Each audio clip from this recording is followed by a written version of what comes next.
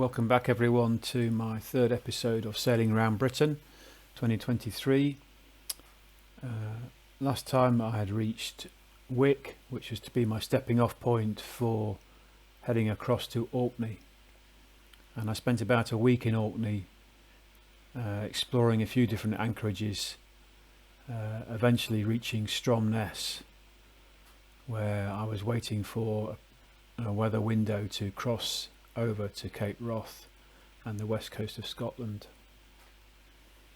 Now, this passage from Wick into Orkney is probably one of the more critical and complicated bits of passage planning that I had to do on the trip, and this is really because it involves crossing the Pentland Firth, which is the stretch of water about 5 or 6 miles wide between mainland Scotland and Orkney. And in spring tides, the tidal streams here can reach up to 9 or 10 knots. Obviously in Mwera it would be impossible to make the crossing with that strength of tide, and you would be just swept out one way or the other.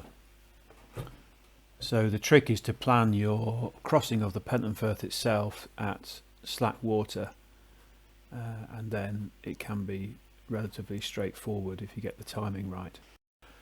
I only spent one night in Wick, but it was very useful, a chance to get some washing done, stock up on food, and also petrol. In fact, the harbour master drove me to the filling station in the evening so I could stock up on petrol, which can be a bit hard to get hold of as you get further north.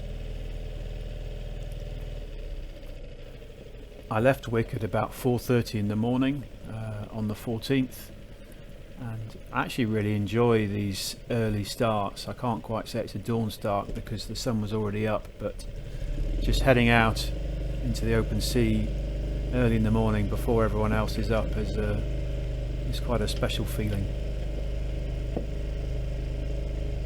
The first part of the passage was from Wick up to Duncansby Head, which is about 12 miles, and that would take me roughly 3 hours.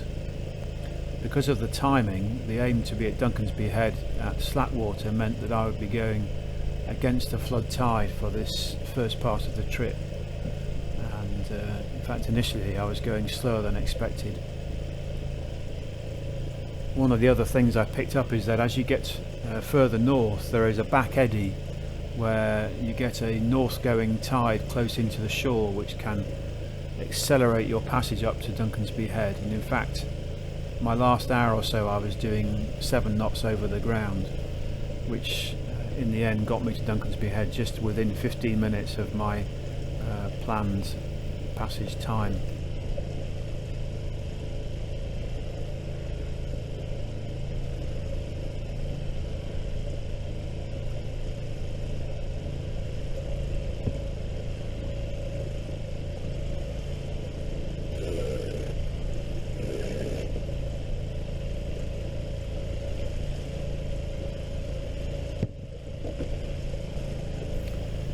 Here I'm using my Raymarine tiller pilot to take control of the boat whilst I do all this stowing away of fenders and lines after leaving harbour, and I find it really invaluable, particularly as a solo sailor, for times like this, entering and leaving harbour and raising anchor and so on.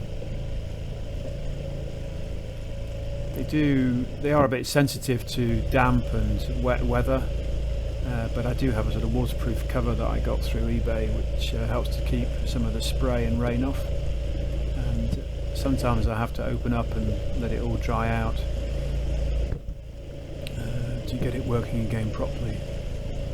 The other thing I discovered is that the connector where it plugs into the power, any slight damp in that connector then does just the unit is very sensitive to the voltage input, and if that's affected by damp in the connector then it can be a problem. So I actually put some of that dielectric grease into the connector to help keep the damp out, and I think that's made quite a big difference.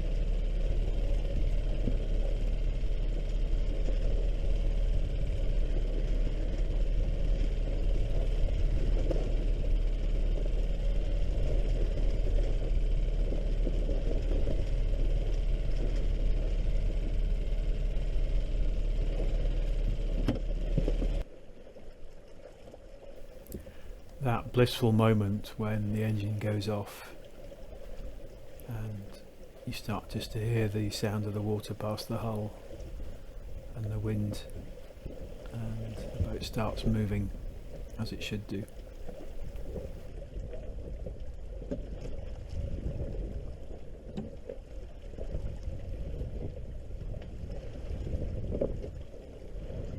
All that's remaining to get Mwera set up nicely is to pole out the genoa on the starboard side. I've got quite a long pole, I think it's the best part of 3 metres, which really gets this big genoa nicely poled out to balance the mainsail, and it's a very nice setup for downwind sailing.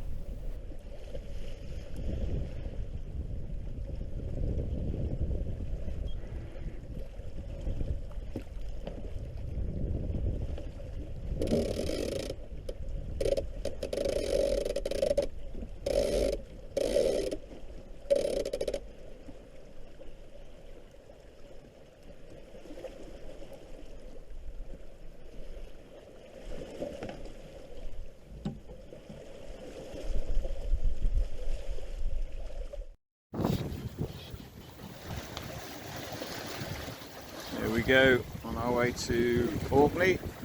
Lovely force 3, force 4 wind, and happy skipper. Morning everybody. Good start to the day, and got off on time. And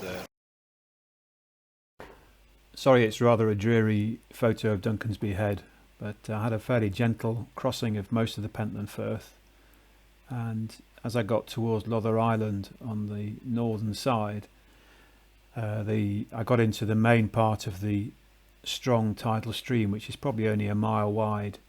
You tend to assume it's the whole width of the Firth, but it's just a narrow part of it that really has the strong current in it. I found myself pointing about 60 degrees to my intended track, almost in the direction of Norway, essentially ferry gliding across the east to west current that was flowing.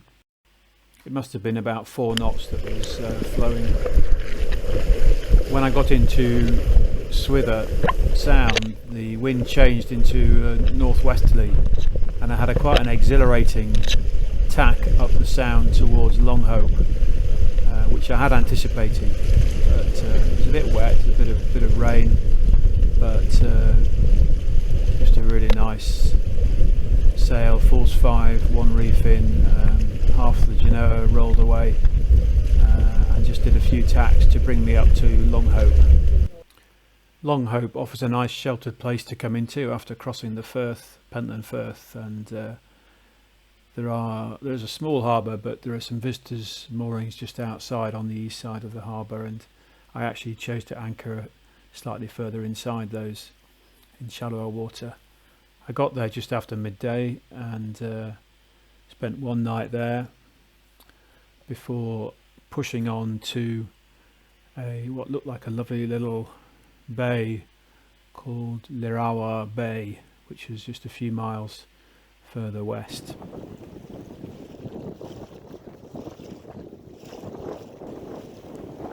I thought it was going to be sheltered, but actually the wind was channeling down the valley in front of me, and so it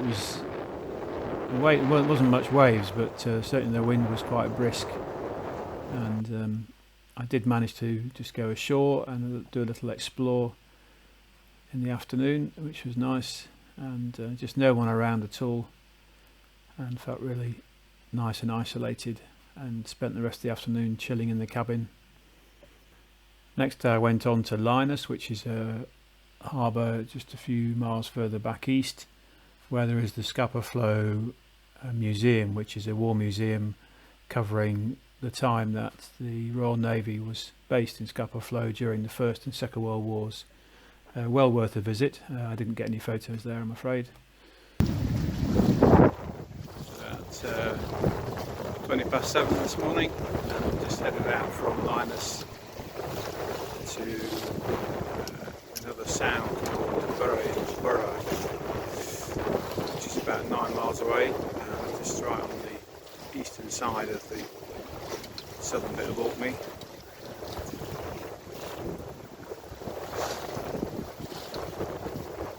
Nice southerly breeze this morning.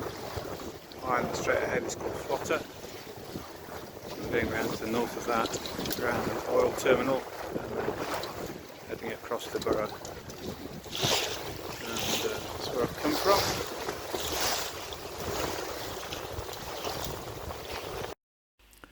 I anchored at Bury just next to the Churchill Barrier and got the bus a bit further north to St Mary's Chapel, which is a well-known landmark. It's a chapel that was built out of Nissen huts during the Second World War by Italian prisoners of war, and it has this amazing external and internal decoration that really has to be seen to be believed. It's small but just very beautifully, lovingly done.